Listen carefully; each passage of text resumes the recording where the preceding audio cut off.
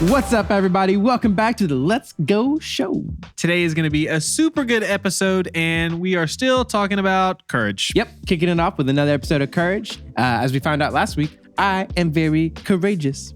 I think we all know what actually happened. I don't know. I think your memory is foggy because I'm super brave. And we learned last week that it's really important to be brave, and especially in the face of like something that scares you or something that might be getting in between you and what God wants you to do. Exactly. So it's kind of like admitting you're wrong, even if it hurts your ego a bit. Okay, fine. Yes, fine. It scared me a little bit. Okay. But as we learned last time, we can be encouraged in knowing that God is with us no matter what we face. True. That's a very good point. And actually today we're going to discuss how we can have courage when we know that God is bigger than our problems. To that point, Carson, let me ask you, have you ever been an underdog? Like, has there ever been a time where, you were like disadvantaged? Yeah, I'm sure. Maybe, during sports or maybe on a test at school, there have been, plenty of times where I felt like I was kind of at a disadvantage. But when I actually tried, I kind of did pretty well. Those are always the best moments. That's the stuff movies are made of, Yeah. So what about you guys? Has there ever been like a time where you felt like an underdog? Let's talk about it. So here's the thing. I've flown before, but if I can be honest, it still makes me really nervous. I know that it's the fastest way to travel, but still, right before I get on the plane, I'll start double checking my luggage, and sometimes I'll look at the plane and think, is it even big enough? But then I remember that everything is gonna be fine. But that's the thing about courage. You can't have it unless there's some fear. Let me explain. Take a look at Moses in the Bible. In Exodus chapter 3, God tells Moses to go and to free the Israelites. God tells him that if he talks to the people in God's name, that they're gonna listen. But Moses gets really scared when he thinks about having to speak to all of those people, which I totally understand because speaking in front of a lot of people can make me really nervous. In chapter 4, Moses says, what if they don't believe me? Or what if they don't listen to me? And even though God was with Moses, he was still scared and afraid of what God had asked him to do. And this is where Moses showed courage. He gathered all of his strength and all of his faith, and he did what God asked him to do. And that's what courage is. It's doing what God's asked you to do, even when you may be afraid. You can be courageous too. Just remember that God is with you. Deuteronomy 31:6 says, be strong and courageous. Do not be afraid or terrified because of them. For the Lord your God goes with you. He will never leave you nor forsake you. Your line is. All right. This is ping pong shots.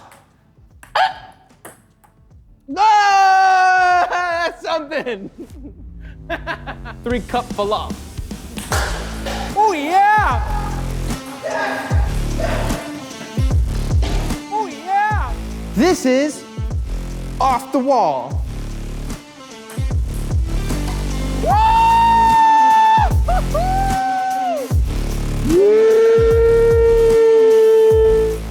This is the triple bounce splunk.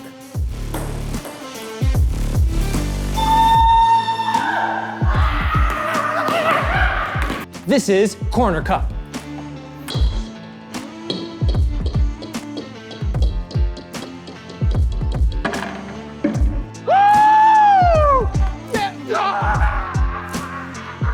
Challenge time, ping pong ball and cup splash. Let's go! 2-1. This is ping pong trick shots.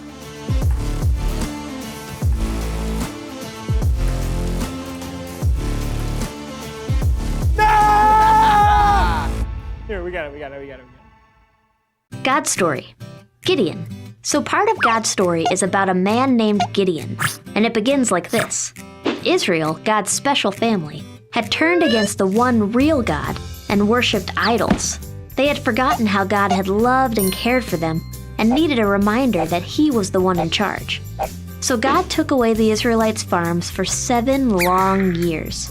Whenever the Israelites planted crops, God would let another nation called the Midianites sweep through and camp on Israel's land, ruining everything that was growing there. But even though his own family had forgotten him, God still loved them deeply. So, at the end of the 7 years, God appeared to a young Israelite named Gideon. God said he was going to free the Israelites with Gideon's help.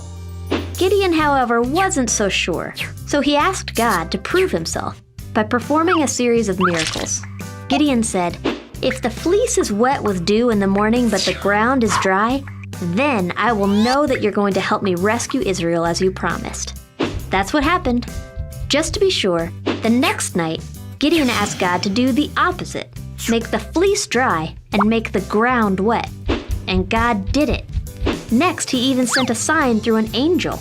Gideon was finally convinced that God was in his corner, so he called together an army to fight against the Midianites. Now, normally having lots of people is a good thing when you're about to battle, but like I said, God does things a bit differently. He told Gideon that the Israelites had too many soldiers. If they won now, God knew the Israelites would say it was because of their own strength and brag about it. So, God wanted Gideon to have a smaller army. Gideon was nervous, but he did as God asked, which is always a good idea, by the way. He told his men that if they were afraid, they could return home. With that, 22,000 soldiers left, leaving Gideon with about 10,000. For you math whizzes, that's 2/3 of his army just poof, gone. Even after all that, the army was still too big. So God told Gideon to take the soldiers down to the water to drink, and then send home the soldiers who drank out of the stream like dogs. Again, Gideon did what God asked and was now left with only 300 soldiers. God knew Gideon was probably worried, so he told him to sneak down to the enemy camp where Gideon heard soldiers talking about a crazy dream where a loaf of bread rolled into the Midianite camp and over their tent. One soldier said that could only mean that Gideon would triumph over them. Gideon returned to his own camp confident that he would win the battle. He divided his men into 3 groups and gave them each a trumpet and a jar with a torch inside. Not usually what you bring to a fight, but God had a plan. Gideon's army reached the edge of the Midianite camp and then went into action. They blew their trumpets, smashed their jars, and shouted, "A sword for the Lord and for Gideon!" And don't forget, they did all of this without a single weapon in their hands. Terrified, the Midianites fled, accidentally attacking each other as they went. In fact, they ran so far from the battlefield that other Israelites were able to capture and defeat the leaders of the Midianites. With the enemy leaders gone and their army running away, God had saved Israel, just like he said he would. And that's the story of Gideon. So, in case you missed it, here's the quick version. Israel turned away from God. God reminded them he was in charge. God said he would save Israel. He would use Gideon. God performed miracles for Gideon. Gideon gathered an army. God made it smaller. Much smaller. Soldiers had a dream. Gideon's army surprised their enemies. The Midianites ran away. God used Gideon to save Israel. And that's a part of God's story.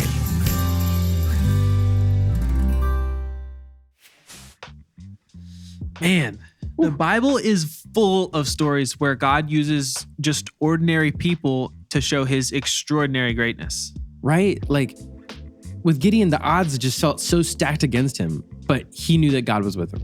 Yeah, and let's be honest, the Israelites weren't really at a good place. God wasn't pleased with them. They were disobeying God and doing really bad things, even though God had literally just freed them from captivity. Right. It's like they forgot all the cool stuff that God had just done for them, you know? Yeah. And to be honest, I think we can get that way sometimes. We get super complacent, and when we're faced with a problem or a situation that can be intimidating, we forget all that God has done for us in the past, and we try to be Superman and do it all on our own. In the story, the Israelites are hiding because they're scared of the Midianites, and they're praying to God, please come deliver us. Yeah, and this is where we find Gideon. He was faithful to God and looked to God for help. And you see, God wasn't done with his people. Even though they had to face the consequences of their disobedience, God still loved them and prepared to rescue them. What's cool is that when the angel of the Lord came to Gideon, he called him a mighty warrior. Yeah, and Gideon was like, bro, what? I'm like the weakest and the smallest in my family. How in the world am I supposed to save all these people? Yeah, and the angel essentially tells him that even though he's small, like God is with him and that God is never too big for our problems. Yeah, and we were also able to see how Gideon at times was still kind of nervous and afraid, but he chose to obey God and trust his word. We saw how the story went. Like Gideon was the smallest and was terrified, but he knew that God was with him and God encouraged him and let him know that by God's power, Gideon would be able to defeat the Midianites. Exactly, because sometimes we face big obstacles and we think that there's no way that we can overcome them. But just like Gideon, we can find courage when we know that God is bigger than our problems. Exactly. And I think that we can learn from this is that God wants us to be faithful to him. That's all. Exactly. And we don't have to be crazy strong or do some impossible thing by ourselves. We just have to trust God and rely on his strength. Ultimately, he just wants us to put our faith in his son, Jesus. Jesus came to earth and essentially chose a group of underdogs. They became his disciples and changed the world. Exactly. And he died on a cross and defeated death so that now we can have a relationship with him. For me, following Jesus was the best decision I ever made. Exactly. And reminding myself of what God's done for me gives me courage and helps me to overcome any obstacle that I'll ever face. Yeah, man. Real life sometimes makes you feel like you're Gideon. Absolutely. No joke. Yeah. Well, thanks for tuning in again, guys. This has been the Let's Go Show. We hope you guys tune in next week. Right, Absolutely. Carson? See you guys. Later.